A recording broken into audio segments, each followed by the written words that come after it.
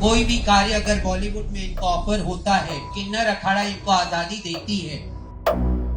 धर्म के प्रचार प्रसार के लिए अगर मीडिया का भी साथ इनको लेना पड़े तो ये ले सकती हैं।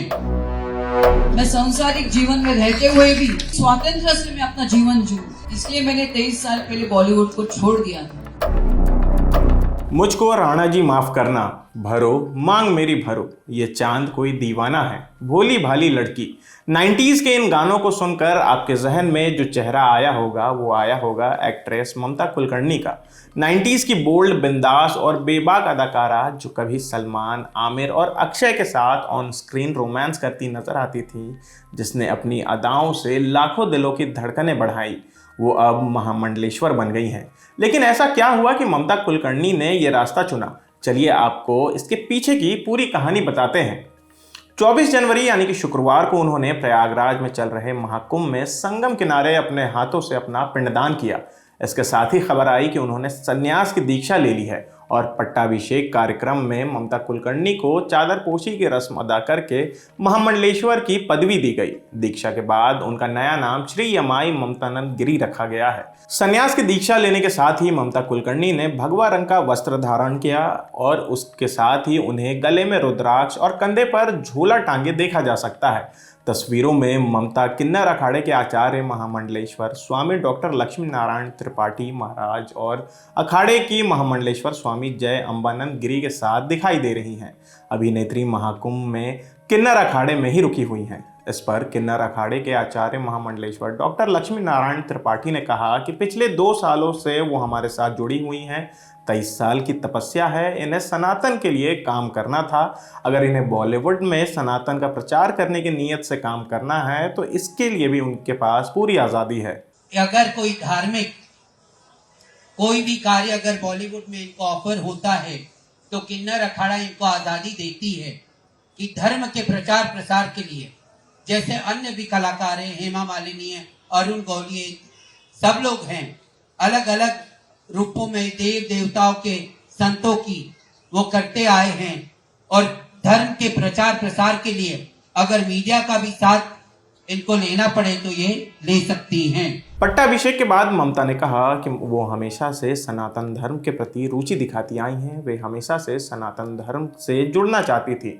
मुझे बॉलीवुड में नहीं जाना था, इसलिए मैंने 23 साल पहले ही बॉलीवुड को छोड़ दिया, तो वापस जाने का कोई सवाल ही नहीं होता। मैं सांसारिक जीवन में रहते हुए भी मैं चाहती थी स्वातंत्र से मैं अपना जीवन जीऊं। मुझे बॉलीवुड में वापस नहीं आने का मैंने कभी, इसलिए मैंने 23 साल पहले बॉलीवुड को छोड़ दिया था। तो वापस जाने का कोई सवाल ही नहीं उठता। हाँ, लेकिन जैसे एक सनातन धर्म अपना होता है, सनातन मतलब क्या होता है? जो नित्य है, सदैव था, है और रहेगा, उसका प्रचार मैं निश्चय स्वतंत्र रूप से मध्यम मार्ग को लेते हुए उसका मैं और प्रचार करूंगी। और मुझे इनसे और कोई दूसरा मुझे समझ में नहीं आया। आपको बताते चले कि महामंडलेश्वर बनने के लिए सबसे पहले संन्यास दिलाया जाता है। संन्यास के समय 5 गुरु शिखा, कंठी, रुद्राक्ष, भस्मी, भगवा वस्त्र और लंगोट देते हैं। पुराने नाम और पहचान के बदले नया नाम दिया जाता है। संन्यास के समय साधु को अपना और पिछली 7 पीढ़ियों का श्राद्ध और पिंडदान कराना होता है। फिर कुंभ में विजया हवन संस्कार होता है। इसके बाद संबंधित अखाड़े के आचार्य महामंडलेश्वर यानी कि पीठाधीश्वर सन्यासी को शिखा सूत्र से मुक्ति दिलाकर बीज मंत्र देते हैं। इसके बाद पढ़े लिखे विद्वान सन्यासियों को मंडलेश्वर या महामंडलेश्वर के पद पर अभिषेक किया जाता है। आचार्य महामंडलेश्वर सन्यासी को महामंडलेश्वर पद पर अभिषेक करते समय चादर उड़ाते हैं। फिर सभी महामंडलेश्वर उनका अभिनंदन करते हैं। इससे पहले 4 दिसंबर 2024 को एक्ट्रेस ने अपने इंस्टाग्राम पर एक वीडियो शेयर किया था। इसमें उन्होंने बताया था कि वो 2025 का कुंभ मेले में जाएंगी। उन्होंने कैप्शन में लिखा, मैं अपनी मातृभूमि पर 25 साल बाद लौटी हूँ। 2012 में यहाँ के कुंभ मेला में शामिल हुई थी।